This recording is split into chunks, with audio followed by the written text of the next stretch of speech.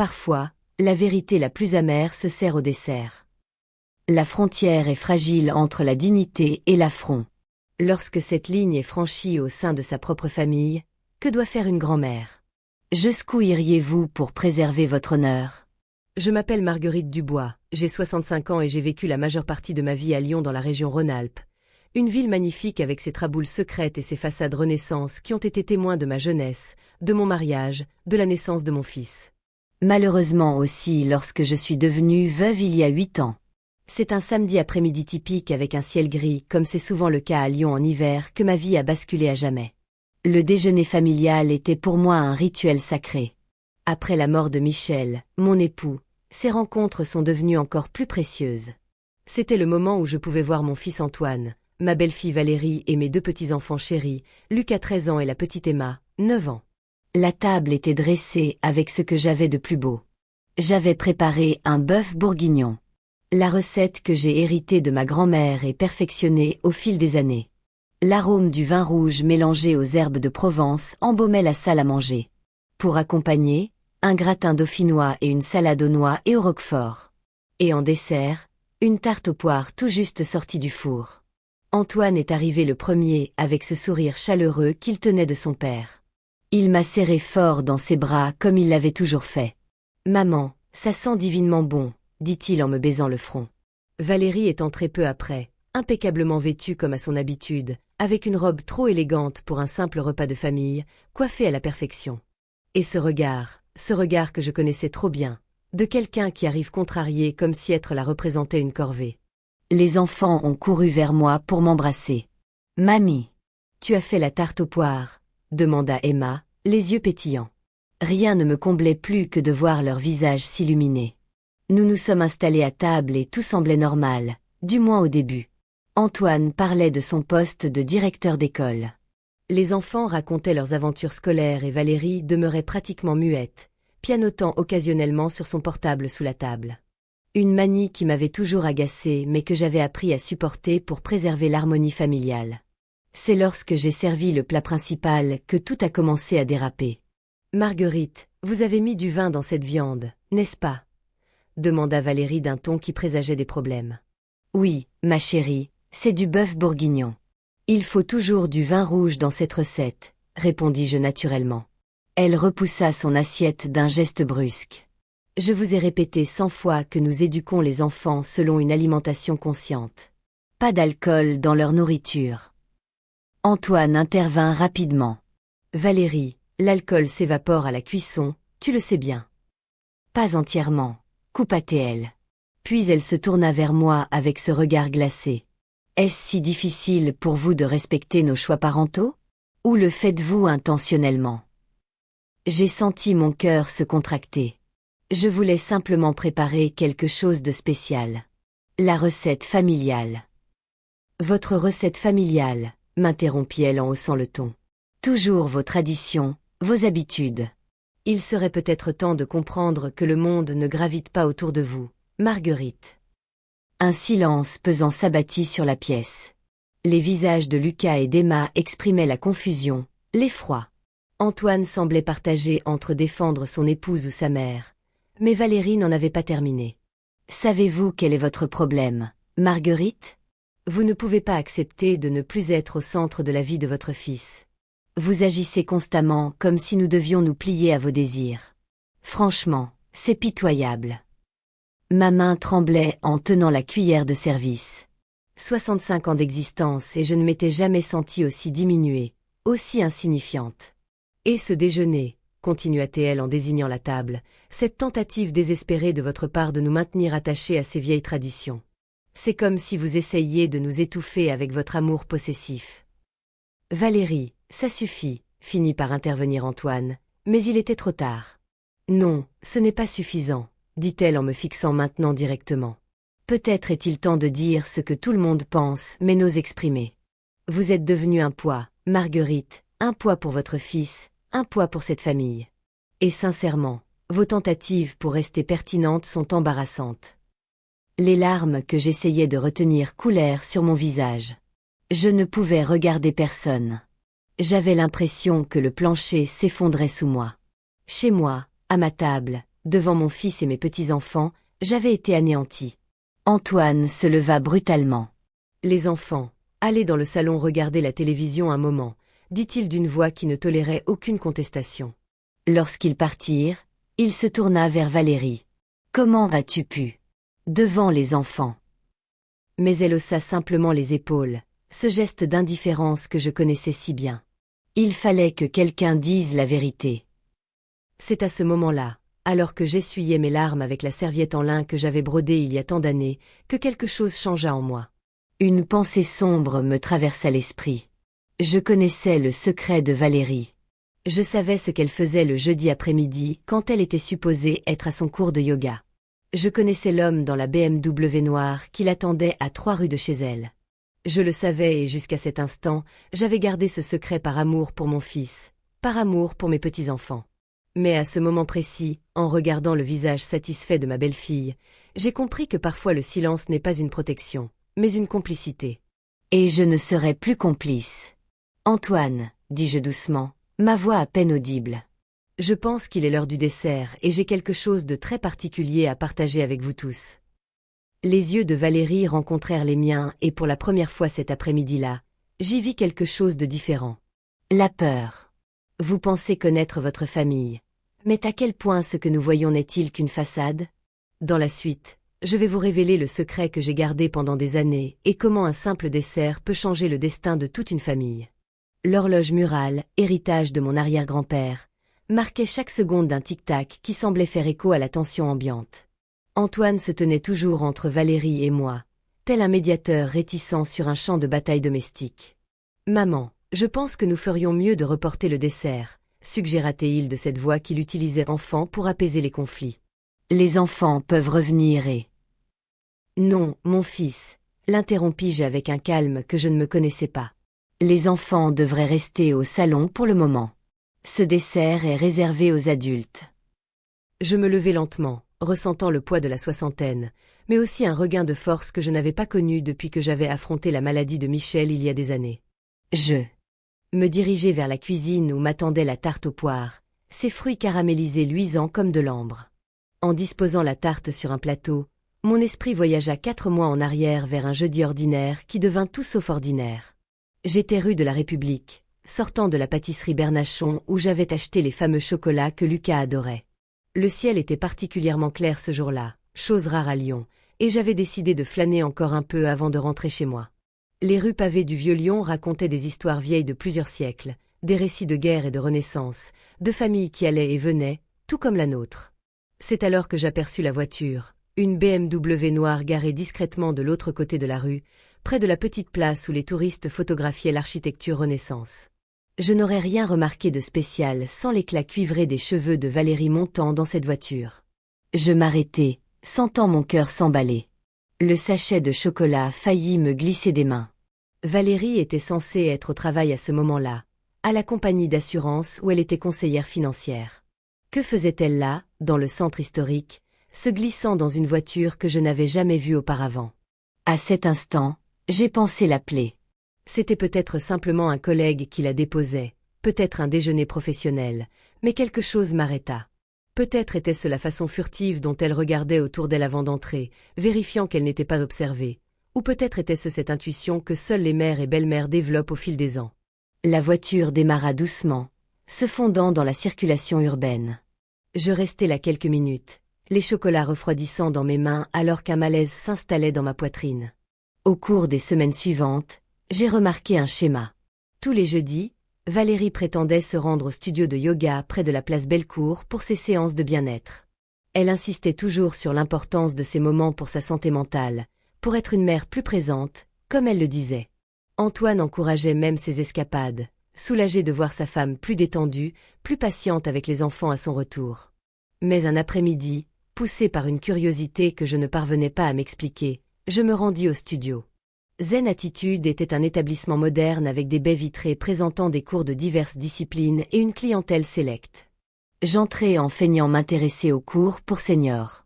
En feuilletant les programmes, j'interrogeai nonchalamment la réceptionniste sur l'affluence des jeudis. « Oh, les jeudis sont nos journées les plus calmes, madame », répondit-elle en souriant.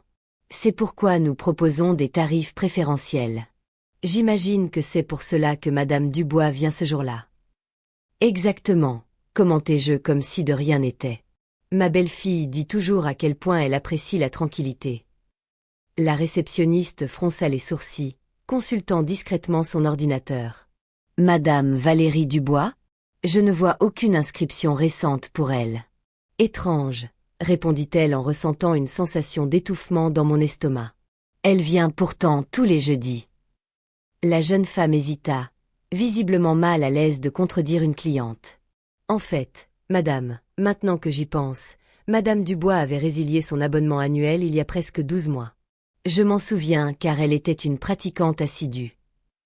Je sortis du studio avec un léger vertige, comme si le sol oscillait sous mes pieds. Valérie avait menti. Pendant près d'1 an, tous les jeudis, elle avait menti sur l'endroit où elle se trouvait, sur ce qu'elle faisait. Alors, un jeudi suivant, j'ai fait quelque chose que je n'aurais jamais pensé faire, quelque chose que j'aurais désapprouvé si quelqu'un me l'avait raconté. J'ai filé ma belle-fille. La journée commença comme les autres. Valérie partit travailler le matin, impeccablement vêtue de son tailleur bleu marine, ses cheveux cuivrés attachés en un chignon élégant. À 14 heures, je reçus un message d'Antoine me demandant d'aller chercher Emma à l'école car Valérie avait une urgence au bureau. J'acceptai bien sûr, toujours heureuse de passer plus de temps avec ma petite fille. Mais à 14h30, au lieu de me rendre à l'école, je me dirigeai en voiture vers la compagnie d'assurance où travaillait Valérie.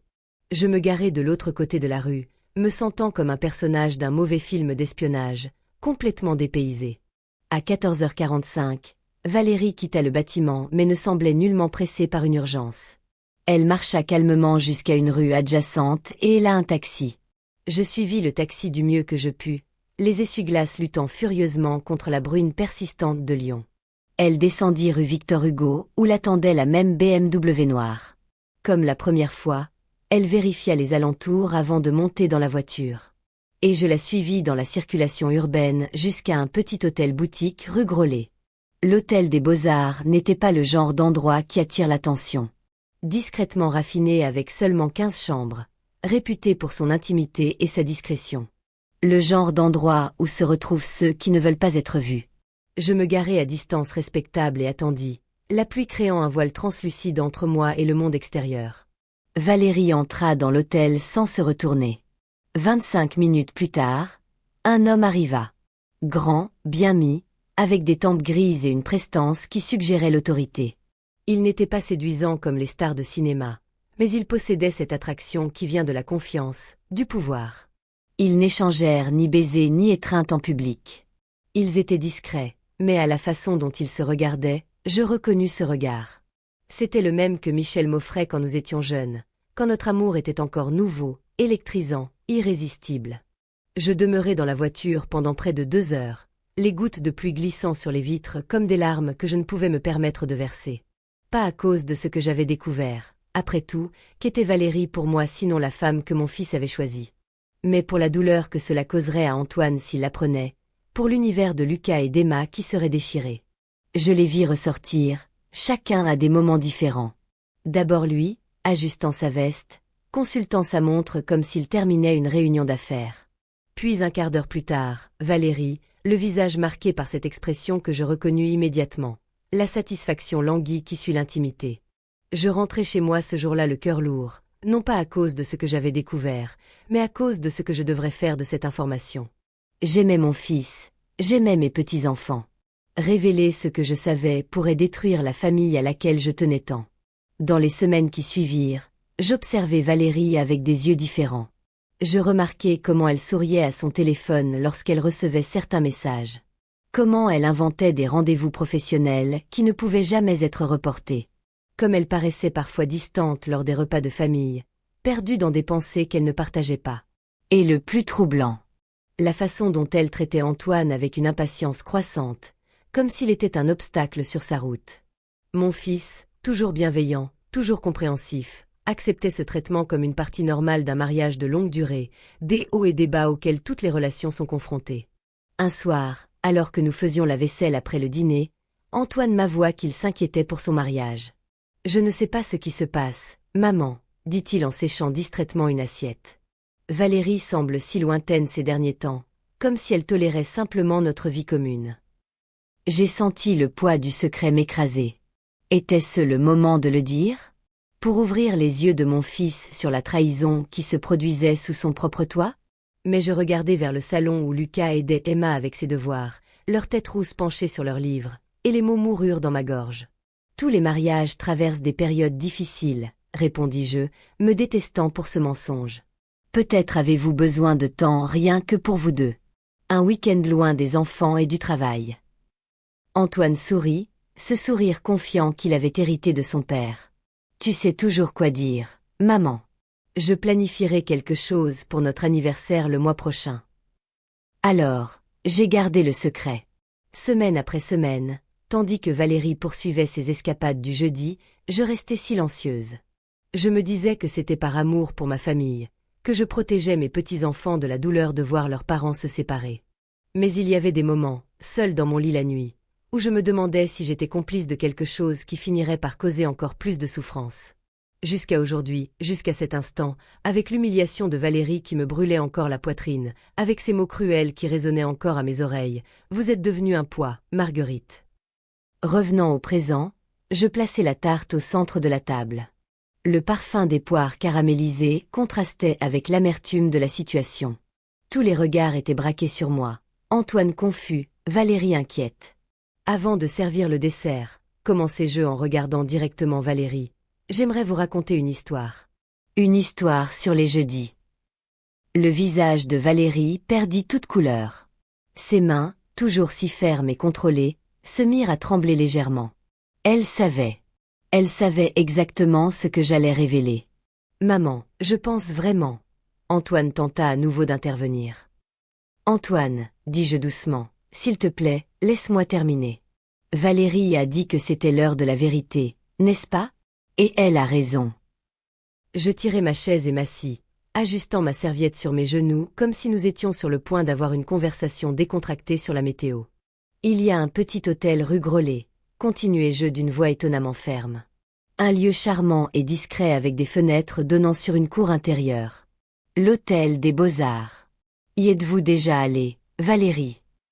Les yeux de Valérie s'écarquillèrent, un mélange de choc et de reconnaissance.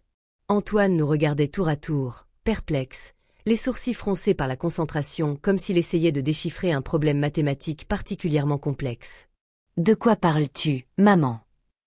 Je parle du studio Zen Attitude où votre épouse est censée se rendre tous les jeudis, répondis-je calmement. C'est amusant, vous savez. Quand je suis passée pour lui acheter une carte cadeau pour son anniversaire, j'ai découvert qu'elle avait annulé son abonnement il y a presque un an. Curieux, non? Antoine se tourna lentement vers Valérie, dont le visage était désormais un masque de panique. Que dit-elle, Valérie? Valérie se leva brusquement, renversant son verre de vin. Le liquide rouge coulait sur la nappe blanche comme du sang, métaphore visuelle de ce qui arrivait à notre famille à cet instant. C'est ridicule, balbutia-t-elle, son accent devenant plus prononcé comme toujours lorsqu'elle était nerveuse. Marguerite invente des histoires parce qu'elle ne supporte pas la vérité sur elle-même, parce qu'elle ne supporte pas l'idée qu'elle n'est plus le centre de votre vie. Je secouai lentement la tête. Rue Groslay, numéro 15. Tous les jeudis à 15h, la BMW noire qui vous attend rue Victor Hugo. L'homme aux cheveux gris qui vous accueille dans le hall. Est-ce que j'invente aussi, Valérie? À chaque détail que j'évoquais, je voyais le visage de Valérie se transformer. La panique cédait place au désespoir, le désespoir à la défaite. Et Antoine, mon pauvre fils, passant du choc à l'incrédulité puis enfin à une sorte de compréhension qui semblait le vieillir sous mes yeux. Le silence qui suivit fut plus lourd que tous les mots qui auraient pu être prononcés. Un silence chargé du poids des secrets dévoilés, des mensonges démasqués, de la confiance brisée. Antoine demeura immobile comme s'il avait été transformé en pierre. Son expression passa du choc à la douleur, puis finalement à quelque chose que je n'avais jamais vu sur son visage auparavant, une colère contenue et palpitante. « Combien de temps ?» demanda-t-il finalement, sa voix presque méconnaissable. Valérie ne répondit pas. Ses mains agrippaient le rebord de la table comme si c'était son seul ancrage avec la réalité. « Combien de temps ?» cria Antoine, nous faisant sursauter. Jamais au cours de toutes mes années de maternité, Je n'avais entendu mon fils crier ainsi. 15 mois, murmura-t-elle si bas que je pouvais à peine l'entendre. 15 mois, plus long que je ne l'imaginais, plus de la moitié du temps depuis l'entrée d'Emma au CP. Assez de temps pour des milliers de mensonges, des dizaines de jeudis volés à la vie familiale. Qui est-il ? Demanda Antoine d'une voix désormais maîtrisée mais tremblante sous l'effort. Valérie regarda le sol. Est-ce important ? Oui, bon sang, c'est important. Antoine frappa du poing sur la table, faisant tinter la porcelaine. Je veux savoir qui a détruit ma famille. Elle leva alors les yeux, une étincelle de défi remplaçant la culpabilité. Voulez-vous vraiment savoir ou préférez-vous avoir quelqu'un d'autre que vous-même à blâmer ? N'ose pas, siffla Antoine. N'ose pas me rejeter la faute. Le reste de cette journée demeure flou dans ma mémoire, comme si mon esprit avait choisi de protéger certains détails de la destruction qui s'ensuivit. Je me souviens d'Antoine sortant pour une longue marche. Je me souviens de Valérie partant en claquant la porte. Je me souviens des enfants revenant du salon, leurs visages inquiets cherchant des explications que je ne pouvais pas leur donner. Les semaines qui suivirent furent un mélange de silence tendu, de conversations à voix basse et de visites écourtées. Valérie alla séjourner chez sa sœur à Grenoble. Antoine semblait porter le poids du monde sur ses épaules. Les enfants, avec cette intuition particulière aux plus jeunes, savaient que quelque chose de fondamental avait changé dans leur univers. Un mois plus tard, par un après-midi pluvieux typique de la région lyonnaise, la sonnette retentit de façon inattendue. J'ouvris la porte et trouvai Valérie seule, ses cheveux cuivrés assombris par la pluie, sans le parapluie qu'elle portait habituellement. « Puis-je entrer ?» demanda-t-elle, sa voix dépourvue de cette assurance qu'elle avait toujours affichée. J'ouvris entièrement la porte, ne faisant pas confiance à ma voix pour répondre. Elle entra, laissant une traînée d'eau sur le parquet. Je n'en dis rien. Cela me paraissait si dérisoire maintenant. Nous restâmes dans le salon, moi dans mon fauteuil habituel, elle sur le canapé, regardant ses mains mouillées. Le silence était comme une troisième personne dans la pièce. Antoine a demandé le divorce, dit-elle enfin. Je ne savais pas ce qu'elle attendait de moi. Je suis désolée, semblait inapproprié. Je comprends, semblait faux. Je l'ai bien mérité, poursuivit-elle. Ce que j'ai fait, il n'y a aucune excuse. Je l'ai alors regardé, vraiment regardé. Les yeux gonflés de quelqu'un qui ne dormait pas bien, le visage sans le maquillage parfait qu'elle portait toujours, les mains qui tremblaient légèrement. D'une certaine manière, elle paraissait plus petite, plus humaine. « Pourquoi es-tu venue ici, Valérie ?» demandai-je finalement. Elle leva les yeux, croisant les miens pour la première fois depuis son entrée. « Parce que tu es la seule personne qui connaît toute la vérité. La seule qui ne me regarde pas avec pitié ou mépris en faisant semblant de ne rien savoir. Tu sais exactement qui je suis et ce que j'ai fait. » C'était vrai. Je savais. Et d'une manière étrange, cela créait un lien bizarre entre nous. Les enfants souffrent, poursuivit-elle, la voix brisée. Lucas me parle à peine. Emma pleure tous les soirs en demandant quand nous rentrerons tous à la maison. Ce sont des enfants solides, déclarai-je, essayant d'offrir un réconfort, même minime. Ils s'en remettront. S'en remettront-ils ? demanda-t-elle, et je réalisai que ce n'était pas une question rhétorique. Elle voulait vraiment savoir. Tu t'es remise quand Michel est mort. La mention du nom de mon époux me prit par surprise. Valérie parlait rarement de lui. Non, répondis-je honnêtement. On ne s'en remet pas. On apprend à vivre avec le vide qui reste. On apprend à construire quelque chose de nouveau autour de lui. Elle hocha la tête comme si c'était exactement la réponse qu'elle espérait. Je ne suis pas venue demander pardon, dit-elle au bout d'un moment. Pas à Antoine, pas aux enfants, pas à toi. Je sais que c'est trop tard. Je sais. Je suis venue parce que j'ai besoin de comprendre pourquoi. Pourquoi as-tu choisi ce moment pour le révéler ? Tu aurais pu le dire à Antoine en privé. Tu aurais pu me confronter. Pourquoi comme ça ? La question que je m'étais posée des centaines de fois lors de nuits blanches. Parce qu'à cet instant, quand tu m'as traité de poids, quand tu m'as humilié devant mon fils et mes petits-enfants, je voulais que tu ressentes la même douleur, la même humiliation. La vérité se déversa de moi comme l'eau d'un barrage rompu. Je n'ai pas pensé aux enfants ni à Antoine. J'ai juste pensé à te faire sentir petite comme tu m'avais fait me sentir. Valérie ne répondit pas immédiatement. La pluie frappait les fenêtres, seul bruit dans la pièce silencieuse. « Je t'ai toujours envié, tu sais, dit-elle finalement, me surprenant. La façon dont Antoine parlait de toi, comment les enfants t'adoraient, comment tu rendais tout si facile, si naturel. Être mère, être épouse. Rien de tout cela n'est facile, répondis-je. Ça ne l'a jamais été. Cela me semblait. Et peut-être que c'est pour ça que j'ai commencé avec Damien. Parce qu'avec lui, je n'avais pas besoin d'être parfaite. Je n'avais pas besoin de rivaliser avec le souvenir d'une mère parfaite que mon mari adorait tant. L'ironie de la situation ne m'échappa pas. Alors que je me sentais diminuée par Valérie, elle se sentait intimidée par une image idéalisée de moi qui n'avait jamais été réelle. Nous avons toutes les deux blessé cette famille, dis-je doucement, de manière différente mais tout aussi profonde. Elle hocha la tête, et pour la première fois depuis que je l'avais rencontrée, je vis en elle non pas une ennemie ou une rivale, mais une femme aussi brisée que moi. « Qu'est-ce qu'on fait maintenant » demanda-t-elle, question sans réponse facile. Je regardai par la fenêtre la pluie qui tombait impitoyablement sur Lyon, lavant les rues anciennes, ces mêmes rues où j'avais élevé mon fils, où il avait rencontré Valérie, où ils avaient élevé leurs enfants. « Je pense que nous commençons par ramasser les éclats, répondis-je finalement. Un par un. Quand une famille est déchirée, qui a le courage de ramasser les morceaux tranchants? Tout ce qui se casse ne peut pas être réparé de la même manière, mais il y a peut-être de la beauté dans les réparations.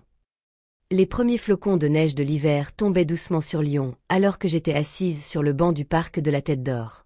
Le parc était presque désert, juste quelques courageux qui, comme moi, avaient bravé le froid pour trouver un moment de paix. Mon écharpe bordeaux, cadeau de Michel lors de notre dernier Noël ensemble, n'offrait que peu de protection contre le vent mordant, mais je remarquais à peine le froid. J'attendais Antoine. Après 2 mois d'éloignement, de brèves conversations sur le pas de la porte quand je venais chercher les enfants, mon fils avait finalement accepté de me rencontrer. Juste nous deux. Je le vis marcher le long de l'allée principale, son manteau sombre contrastant avec la neige qui commençait à s'accumuler. Il paraissait plus âgé, comme si le temps s'était accéléré au cours de ces quelques mois. Lorsqu'il s'approcha, je remarquai les cernes profonds sous ses yeux, les rides d'expression plus prononcées sur son visage. Mon cœur se serra, j'avais contribué à ces marques. « Bonjour maman », dit-il en s'asseyant à côté de moi, gardant une distance calculée. « Merci d'être venu, mon fils », répondis-je, résistant à l'envie de le toucher, d'ajuster l'écharpe qui était de travers autour de son cou. Nous restâmes assis en silence pendant quelques minutes, regardant les flocons de neige danser dans l'air avant d'atterrir doucement sur le sol. Il était plus facile de regarder la neige que de nous regarder l'un l'autre. « Comment vont les enfants » demandai-je finalement. « Ils s'adaptent » répondit-il. « Lucas va mieux avec la thérapie. Emma a encore du mal à comprendre, mais elle est plus calme maintenant qu'on a établi une routine. » J'acquiesçai, avalant la boule qui se formait dans ma gorge. « Et Valérie ?» Antoine soupira, son souffle formant un petit nuage dans l'air froid. « Elle fait des efforts. Avec les enfants, je veux dire. C'est compliqué. Et le divorce? Nous en parlons. Ce n'est pas une décision que je prends avec colère, maman. C'est... » Il hésita, cherchant ses mots. « Il s'agit de ce avec quoi je peux vivre et de ce que je ne peux pas. » Pour la première fois depuis son arrivée, il me regarda droit dans les yeux. « Mais ce n'est pas de cela dont je veux parler aujourd'hui. » Je pris une profonde inspiration, me préparant. Il était temps. « J'écoute, » dis-je doucement. « J'ai passé des mois à essayer de comprendre pourquoi tu as fait ce que tu as fait, » commença-t-il d'une voix contrôlée et mesurée. « Pourquoi as-tu choisi ce moment, de cette façon? Devant les enfants, devant tout le monde. » J'ouvris la bouche pour répondre, mais il leva la main. « Laisse-moi finir, s'il te plaît. Je dois dire ceci. » Il fit une pause, rassemblant ses pensées. « J'étais furieux contre toi, aussi furieux que contre Valérie, parce que tu savais. Tu savais depuis combien de temps? 4 mois. Et tu as choisi de le garder jusqu'à ce que tu puisses l'utiliser comme une arme. » Les mots faisaient mal, mais ils étaient vrais. Je ne pouvais pas le nier. Mais ensuite, après des semaines de colère, j'ai réalisé quelque chose, poursuivit-il. Quelque chose qui m'a encore plus perturbé. J'ai réalisé que je n'étais pas surpris par ce qu'a fait Valérie. Choqué. Oui. Blessé. Bien sûr. Mais surpris. Il secoua la tête. Il y avait quelque chose de cassé entre nous depuis longtemps. Quelque chose qu'aucun de nous ne voulait affronter. J'écoutais en silence, regardant mon fils mûrir sous mes yeux à travers la douleur. Et j'ai réalisé que je répétais le même schéma avec toi. Il y avait quelque chose de cassé entre nous aussi, maman. Quelque chose qu'aucun de nous ne voulait affronter. Je sentis les larmes commencer à couler, mais je ne les arrêtai pas cette fois. Tu as raison, admis-je. J'ai choisi ce moment parce que je voulais blesser Valérie. Je voulais qu'elle ressente l'humiliation qu'elle me faisait ressentir. Je n'ai pas pensé aux enfants. Je n'ai pas pensé à toi. Ma voix se brisa. J'ai utilisé ce que je savais comme une arme, comme tu l'as dit, et j'ai blessé tout le monde dans le processus. Antoine hocha lentement la tête. Oui, tu l'as fait. Il n'y avait aucune excuse à proposer, aucune justification qui pourrait effacer ce que j'avais fait. Juste la vérité nue, exposée dans le froid de l'hiver. Mais tu sais ce qui est bizarre, maman, continua-t-il, sa voix plus douce maintenant. C'était la première fois que je te voyais vraiment te battre. Pas la mère parfaite et patiente qui fait toujours passer tout le monde avant elle. J'ai vu Marguerite Dubois, la femme, défendre son territoire. C'était effrayant et, d'une certaine manière, révélateur. Je le regardais, confuse par la direction que prenait la conversation. Après la mort de papa, tu es devenue cette version sanctifiée de toi-même, comme si tu devais être parfaite pour compenser son absence. Tu ne t'es jamais plainte, tu n'as jamais demandé d'aide.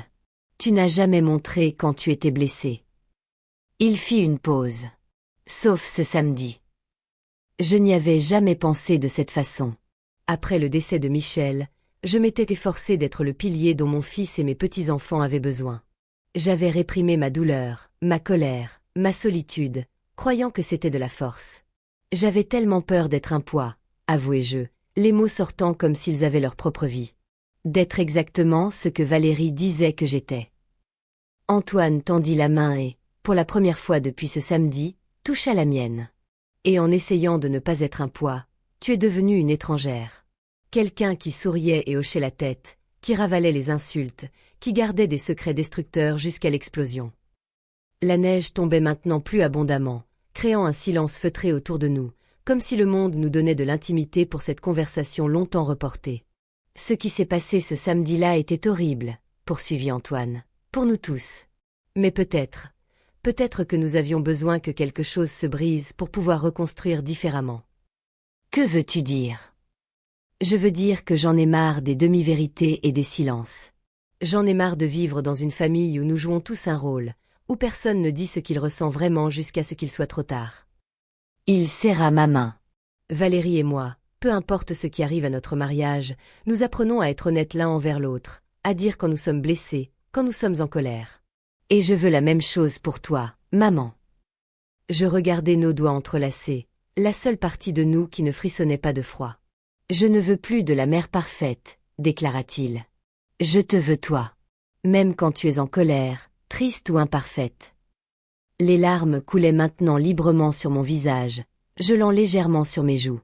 Je ne sais pas si je sais comment faire ça, admis-je. J'ai passé tellement de temps à essayer d'être ce dont je pensais que tout le monde avait besoin. Je sais, sourit-il légèrement. Et c'est ainsi que nous apprendrons ensemble. Nous étions assis là, la neige s'accumulant sur nos épaules, créant de petites couronnes blanches sur nos têtes. Deux survivants d'un tremblement de terre familial, contemplant les décombres et se demandant comment reconstruire. Valérie est venue me voir, lui dis-je. Il y a quelques semaines. Antoine parut surpris, mais pas en colère. Que voulait-elle? Comme toi, je suppose. La vérité. Comprendre. Je fis une pause. Elle m'a dit qu'elle m'avait toujours envié, qu'elle se sentait intimidée par l'image que tu avais de moi. Il ferma brièvement les yeux. Cela ressemble à quelque chose dont nous aurions dû parler il y a des années. Oui, acceptai-je.